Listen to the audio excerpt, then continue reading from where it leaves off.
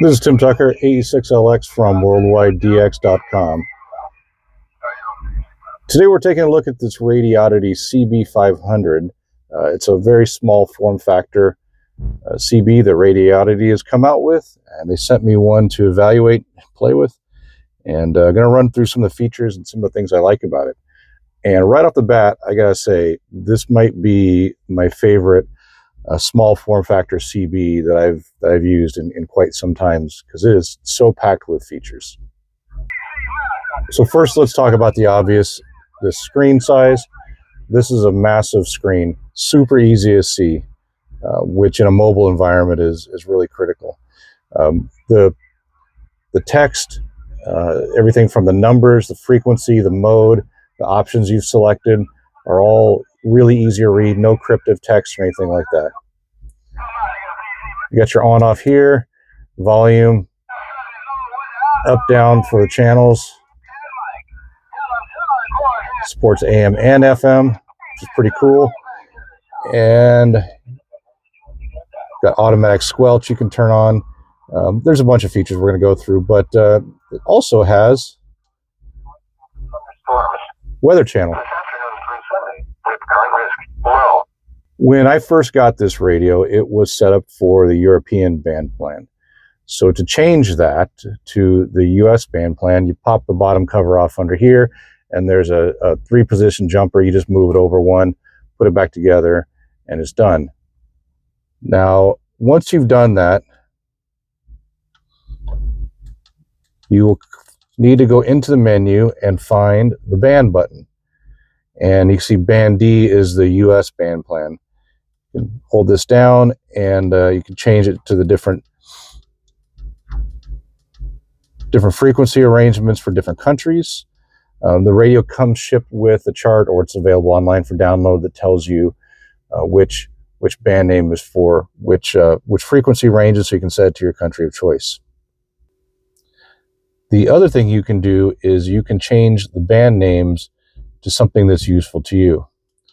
Now, what I did is I changed one of the bands to the FM repeater band on 10 meters. So I can use this on 10-meter FM repeaters, which I'm licensed for. And so I changed this to 10, so I know when I select this one, now I'm set up to do 10-meter repeaters. And you can see the frequency changed here up into the 10-meter portion. Now, you guessed it, if you want to use FM repeaters, you need to set the offset. So you've got options for that. You've got your CDTSS tones for receive and transmit, which you can set.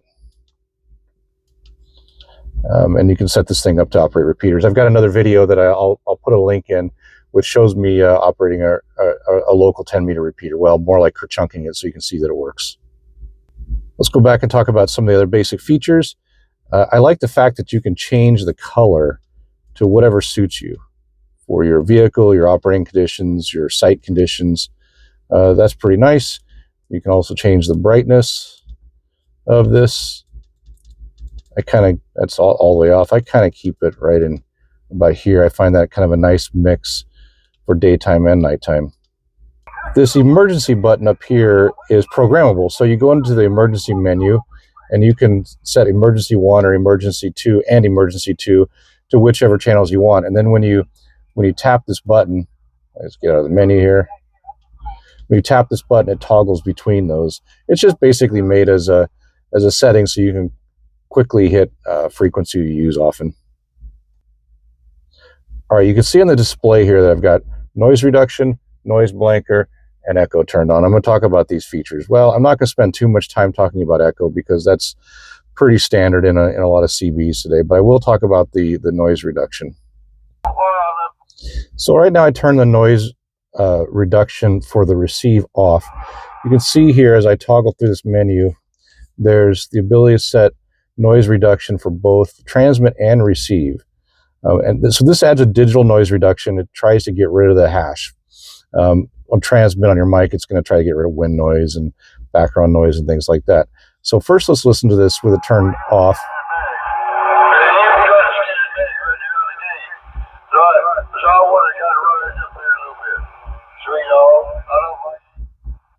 Okay, now I'm going to turn it on so you can hear what it does.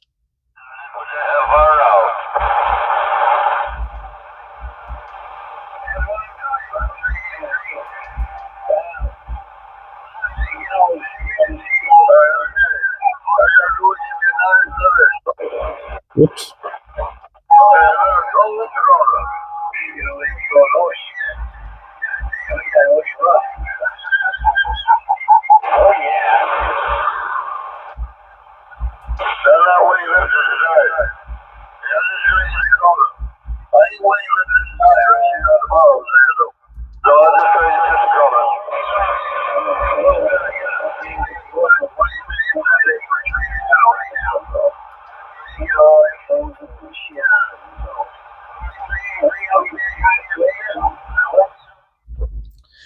So that was a little demonstration. Now those signals were very strong, but in a weak signal scenario, getting rid of a lot of the atmospheric noise and hash actually allows you to pull out a weak signal remarkably well. So that's a pretty useful feature. So here's the setting for the noise blanker. It actually is 3 toggles. It's automatic noise limiter, noise blanker. You can use them one or both at the same time, or you can turn it off. So this vehicle, this Jeep that I'm in, this older Jeep, has some ignition noise. Sometimes you can hear it, sometimes you can't. I don't know why. I've done all kinds of filtering. I've done a pretty good job of getting rid of most of it through filtering, but every once in a while you can still hear it. You can also get a little bit of alternator whine, spark plug noise. That's how I know when it's time to change my spark plugs. I start hearing more of the spark plug noise in the CB. But this radio is pretty effective at getting rid of a lot of it just by turning the noise blanker on. The automatic noise limiter is kind of like an early version of the noise reduction I showed you earlier, early technology. It kind of acts a little bit like an RF gain as well. I found it doesn't seem to do as much as if I just use the noise blanker. So that's usually where I leave it. And if I want anything else than that, then I turn on the noise reduction, the digital noise reduction that I showed earlier.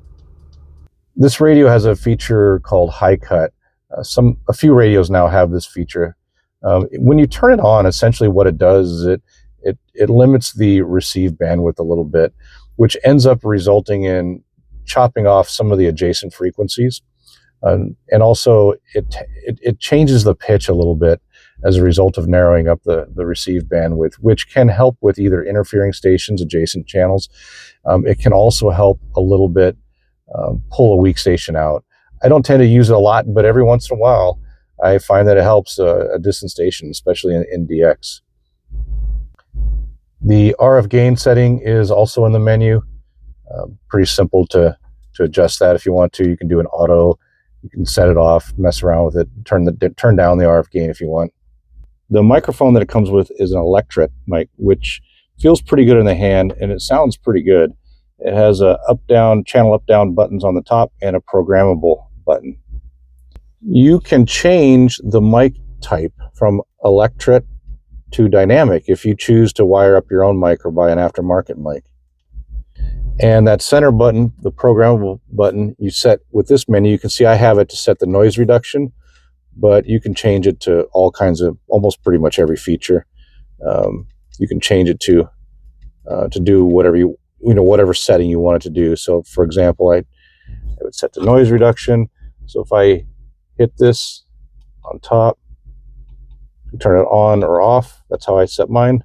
I like that that way, so that I set it up like, I didn't like the key beeps, so I turned them off. You can hear when they're on, they're really loud. So I turned that off. So let's run through a couple of other features here. The radio has Vox, which you can turn on and off. I don't use that. It has talkback, which is interesting if you like to hear yourself, or you want to hear how your echo sounds. I mentioned it. It has an echo feature right here. Turn it on or off. And turn this back off. Once it's on, you can set the delay and all that stuff, or the echo. One of the nice features this radio has is a scan feature, which you can use on the CB portion of the radio, as well as the weather station. To do that, you just hold down either the up or down button for around 7 seconds, and you can do this on the mic as well. So if I do that, you see it starts scrolling through the channels, and then when the scan feature activates, you see it blinking scan right there. Now there are two ways you can scan. You can scan either a time scan, so once it picks up a station, it'll sit on that station for a few seconds and then move on to the next one, which you can see that's the way I've got it going right now. The other way is to change the scan type from timed to squelch. So in order to use that effectively, you'd want to turn the squelch up to something, so you're only picking up stations you want to hear, and then it'll just pause indefinitely on that station until you tell it to that channel until you tell it to move on. This radio has a power output feature that's pretty important to understand. It's labeled RF power in the menu. You can see right now I have it set to low, but you can change it to high. On AM, the low setting produces a 4-watt carrier. Now I put this on a meter, and it modulates to right about 16 watts on AM with a moderate amount of mic gain, which is what you want. That sounds nice on AM, a 4-to-1 modulation ratio. However, if you set this to high, it produces an 8-watt carrier, but it still only modulates to 16 watts, and so the result is it sounds like garbage on AM. So why would you use this setting? Well, on FM, the 8-watt setting is actually pretty nice because FM is not an amplitude modulation mode, so it basically doubles your effective talk power range. The conditions are right, all things being equal, by setting it to 8 watts. So use the 8-watt, the high setting if you want on FM. Don't use it on AM. So that's about it for the run through of this radio. There's a couple other features I left out that are in the manual. Pretty simple to understand. I like that it can be used on 10 meters on FM, so you can use repeaters. On AM, if you have people you want to talk to on 10 meters there as well. I like all the little features in this radio. I think it performs really nice. I like how small it is. You can see you can fit it just about anywhere. I've got it on the dash of my Jeep here. I'll zoom out a little bit so you can see how it fits and how small it is. I like that. I like the fact that you can change the mics between electric and dynamic mics. It's got really loud audio. It has a PA function if you want to use that. I didn't show that or talk about that, but that works as well. All in all, like I said, this is just about my favorite small form factor CB that I've come across in many, many years, and that's why I decided to permanently install it in my Jeep. Hope you enjoyed the run through on this Radioddity CB-500 radio. They're not very expensive. They're about $100 or so. If you're looking for a new little radio, you might want to put this one on your list to consider. This has been Tim Tucker, AE6LX from worldwidedx.com.